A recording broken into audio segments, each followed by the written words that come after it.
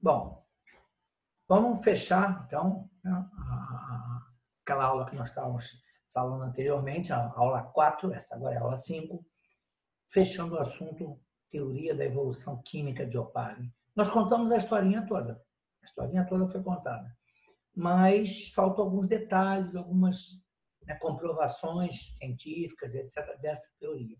Então, vamos lá, vamos passar para a nossa apresentação aqui. E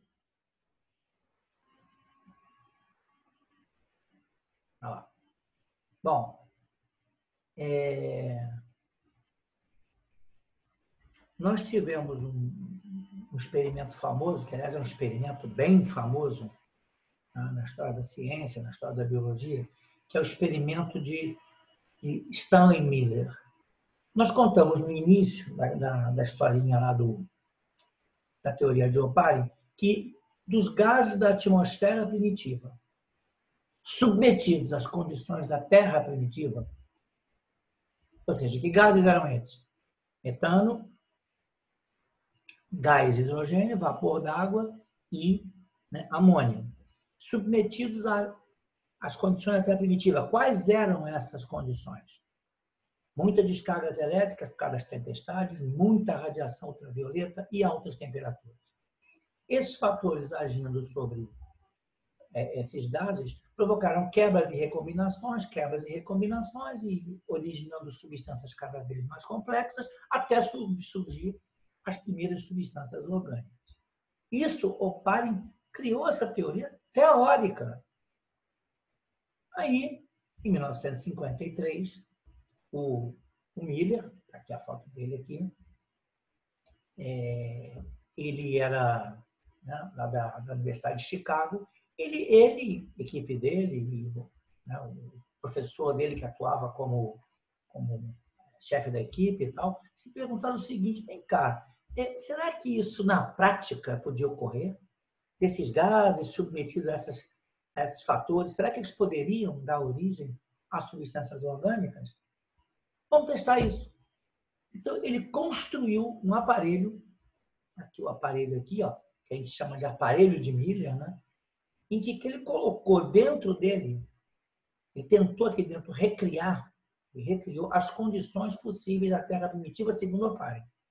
Tá? Ele colocou aqui gases, né? Os gases aqui, ó. Tá? Colocou, né, alta temperatura, com a água fervendo, descargas elétricas aqui, e aí provocou uma dinâmica aqui dentro. Então, olha como acontecia. A água aqui dentro, isso aqui é um sistema de tubos, tá? Criado pelo próprio Miller, né? A água fervendo aqui passa do estado líquido para o estado gasoso. Ela vai subir, né? Vai subir. Até essa bombinha de vácuo aqui, ó, ajudando esse gás aqui a subir, né? Pois bem, o gás sobe, vem, né? Esse gás, né? Esse vapor d'água, chegando aqui dentro, entrando em contato com os outros gases, o que acontece? Recebe descargas elétricas, aquecido aqui embaixo, enfim. E aí depois esse material desce, passa por um condensador, né, com água fria, água entrando por aqui, saindo por aqui. Então, esses gases, ao entrar em contato com esse condensador, passam de novo para o estado líquido.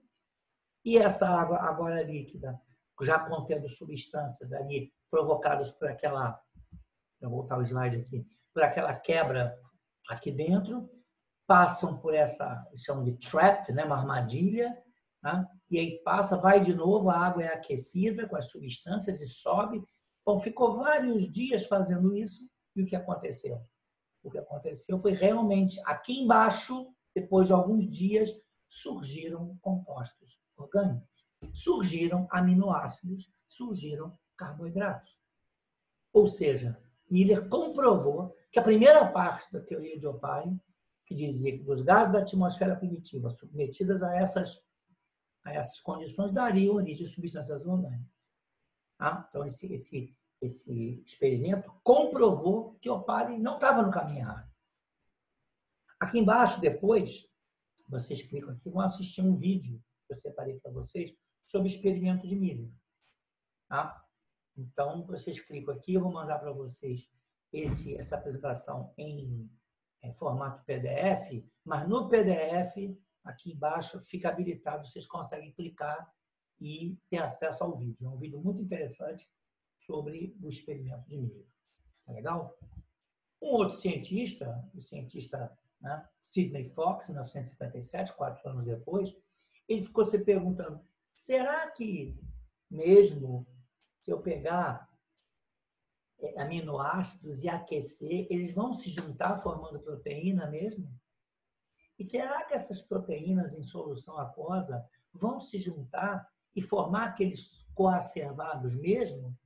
Será que isso é possível? O que o Fox fez?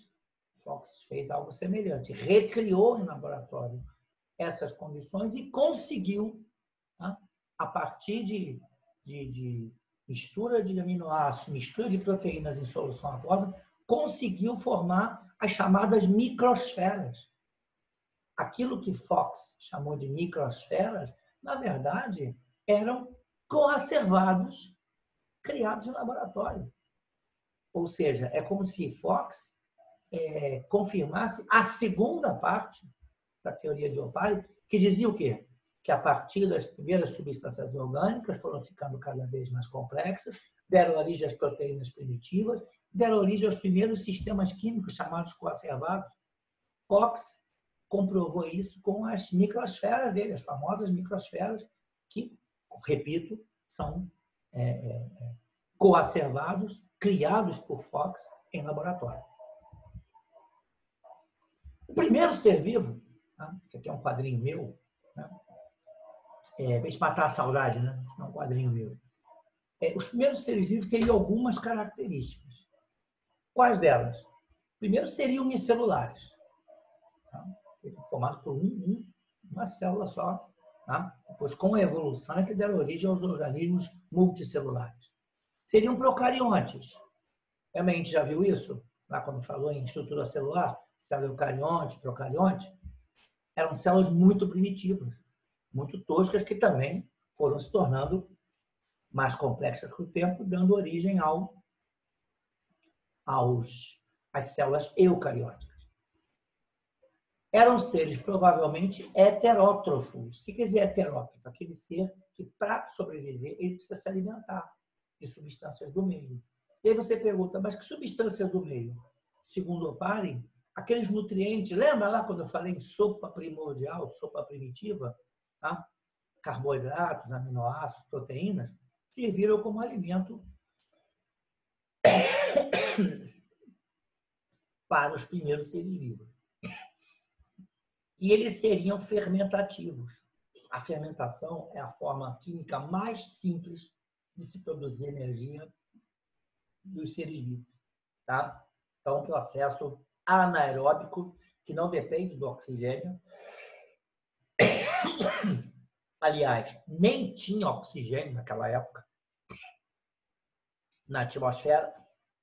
Tinha que ser um processo energético que não dependesse de oxigênio.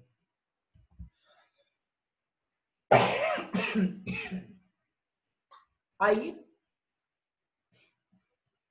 uma explicação sobre essa evolução dos sistemas energéticos. Tá? É que nós falamos aqui, ó, primeiro ser vivo era fermentativo. A fermentação produz energia para os seres vivos, mas a fermentação não depende de gases da atmosfera. Só que a fermentação produz gás carbônico. Então, a explicação é que naquela época os primeiros seres vivos fermentativos, vamos dizer assim, inauguraram o CO2 na atmosfera primitiva. E aí a presença de CO2 na atmosfera criou condições para o surgimento de seres capazes de utilizar o CO2. Tá? Aí lembra lá do fundamental, quem é que usa CO2 para seus processos energéticos? Os seres fotossintetizantes. Aqui, ó. Os fotossintetizantes.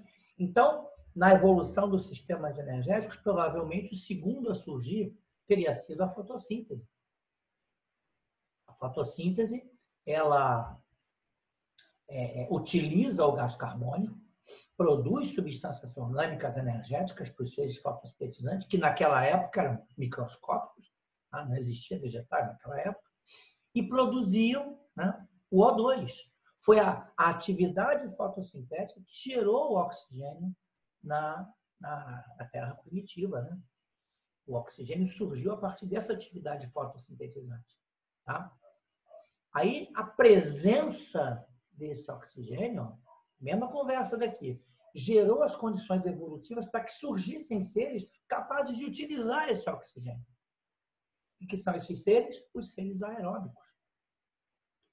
Os seres aeróbicos, inclusive, hoje, quem é que domina o nosso planeta? Não, os seres aeróbicos. Os seres que utilizam o oxigênio para fazer a chamada respiração aeróbica. E aí a respiração aeróbica produz CO2, mas o CO2 já não é uma novidade na atmosfera primitiva, que já tinha CO2. A respiração aeróbica aumentou os níveis de CO2, mas esse gás já existia. Uma coisa interessante aqui é que o oxigênio, ele é um gás tóxico. Ele é um gás tóxico. Tá? Ele, na época, quando ele surgiu, o aumento da concentração, né, do oxigênio na atmosfera acabou levando à morte a maioria dos seres vivos da época. Por causa da ação, né, tóxica que o oxigênio tem sobre, né, os seres vivos. Tá? Por exemplo, nós precisamos do oxigênio, nós não morremos do oxigênio por caráter tóxico dele, por quê? Porque nós utilizamos o oxigênio na nossa respiração. Então, naquela época, houve o chamado holocausto do oxigênio. Como assim? A grande maioria dos seres vivos da época morreu por causa do oxigênio. Só sobreviveu quem? Aqueles capazes de utilizá-lo. Com isso, escaparam do poder tóxico dele. E quem são eles? Os aeróbicos. Tá? Esse gráfico aqui, meio aproximado, os seres vivos que tinham naquela época, eles quase que acabaram. Quase que acabaram. Né? Por causa, né, da ação do oxigênio. Quem sobreviveu? Né? Sobreviveu foram os aeróbicos. Né? Os aeróbicos. E mais aqueles anaeróbicos que estavam protegidos do oxigênio, por exemplo, em ambientes aqui, por exemplo, de água, tá? Em lagos e rios, etc., onde aqui no fundo, tá vendo? A concentração de oxigênio é praticamente zero, né? Que o oxigênio, né, os gases na água tendem a subir, né? Então, aqui embaixo a concentração é muito pequena, então esses também sobreviveram. Tá? Então, esse grande impacto ambiental que foi a presença do oxigênio né, levou a uma seleção natural na época, né, com a predominância e a grande distribuição a partir dali dos seres, né, aeróbicos do nosso planeta. Tá? Nós fechamos essa aula por agora e nós voltamos na última parte, na aula 6, né, daqui a pouco. Tá? Gente, um abraço. Tá? Até a próxima aula.